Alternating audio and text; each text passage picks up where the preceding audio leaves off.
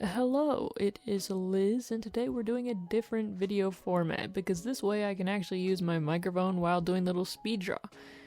So yeah. Anyway, this video, I think I asked this like a month ago? I don't know. I have no concept of time. I'm trying to work on knowing time better, but a little while ago, I asked a question for video ideas, and my friend Thomas asked me how I name my characters. And at the time, I already had a video planned, so I didn't do that. But I knew I was going to one day.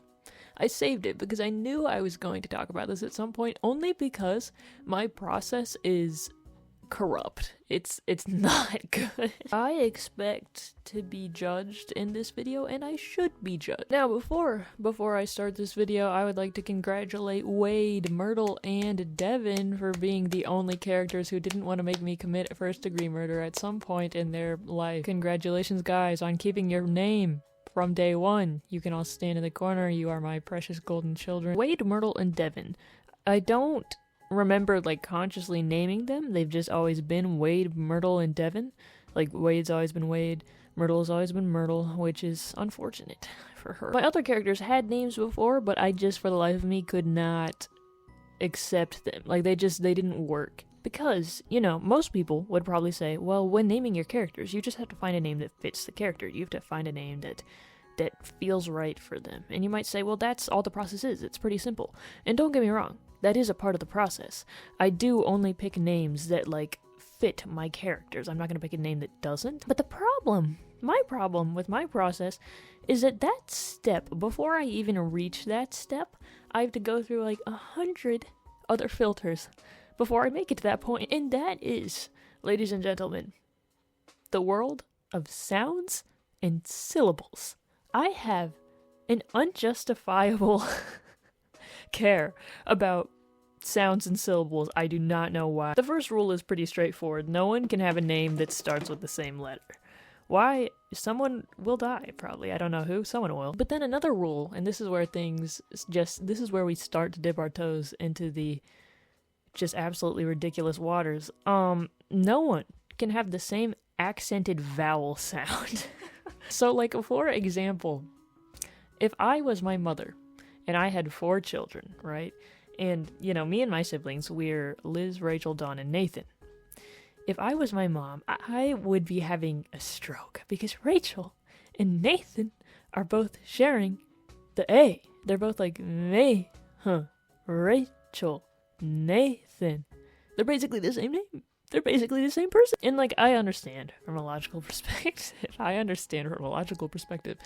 That people share their sounds. People share their sounds and syllables. My brother and sister are sharing their sounds right now, and they're both healthy and happy. Anyway, so let me explain what happened. Originally, my other 4 characters, in fact, you know what? We're gonna give Natasha a pass. Because Natasha, admittedly, when her character entered the story, I knew that her name was gonna change. Her original name was Anastasia, because I knew I wanted it to end with an sound. Admittedly, I didn't know her in the way that I knew every other character. Like, every other character I had a pretty thorough understanding of before they entered the story.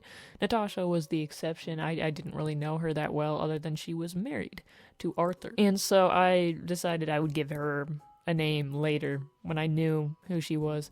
And that ended up being Natasha. So you know what, Natasha, you get a pass because you are always planned to be changed. So you get a pass. That being said, who doesn't get a pass is Calliope, Arthur, and who is the other one? There's another one. Who is it? Bruce! You three are convicted criminals. Bruce's original name was Stu, short for Stuart.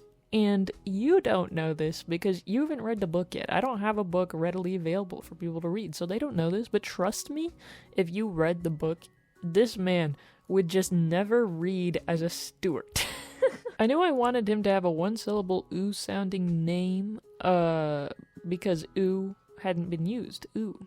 So that was a free sound for someone's taking, and I gave it to him in the name of Bruce. The real felons of today's topic, though, are Calliope and Arthur, because they put me through so much grief. Originally, Calliope's name was Eloise or Eloise. I honestly am not 100% sure which one to put the accent on, which is part of the reason why I changed the name to begin with. And Arthur's original name was Riley, which we will get back to in a second. At some point, and I don't know the exact moment, this was a long time ago, but at some point, I was like, you know what, I need her name to end with an E sound instead of an E's. Because Calliope is a very, like, peppy, energetic character, and for some reason I feel like names that end with E are just, like, fun, you know? And so I changed her name to Elsie. That was her second name. The problem was, this introduced new issues.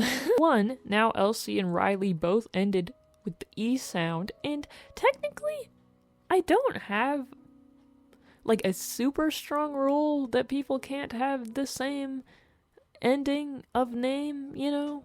Like, it's usually the accent I'm more concerned about, but there are times, and I wish I could rationalize this. There are times where for some reason I do care about pretty much every aspect of the name. And so when they both ended with E, I was like, Elsie, Riley, those are the same person. And so I changed Riley to Simon, because that still had the I sound, and I liked the I sound, and no one had taken the I sound yet, so it was a free sound for someone to have. The only problem is now Simon and Devin both ended with in, and in fact, this is where Devin steps into the picture, actually, because by this point, both Elsie and Simon were in conflict with Devin, because Elsie and Devin both had the same accented eh.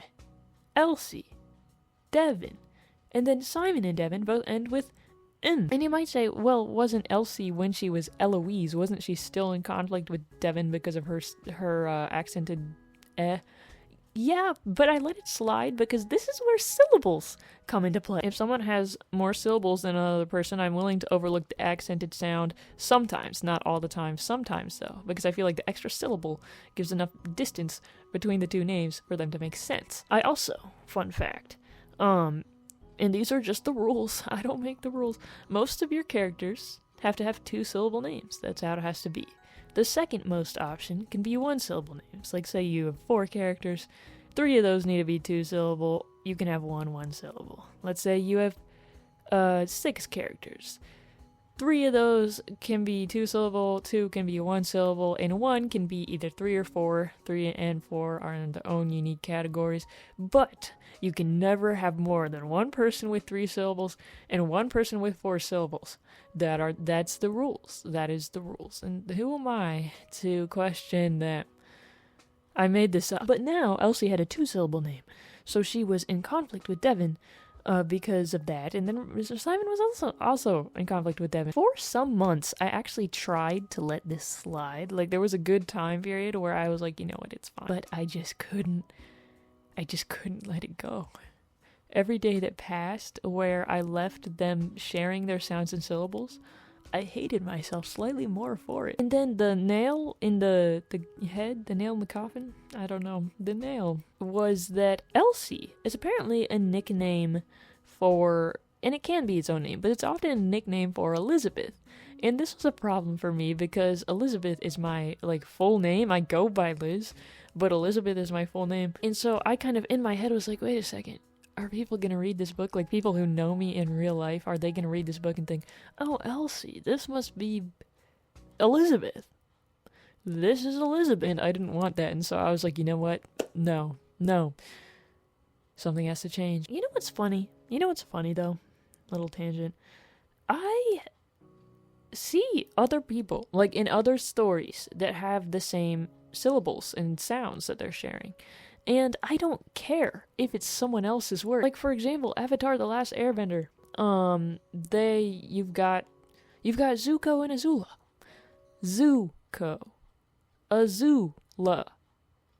Shoot me. If I wrote that, I would be in strife. But as a viewer, I watched that and I'm like, obviously I can tell the difference between Zuko and Azula. And I'm sure other people, and you know, Hunvariant, my favorite comic on webtoon by Olive Coat, the 2 main characters are literally named Andy and Randy.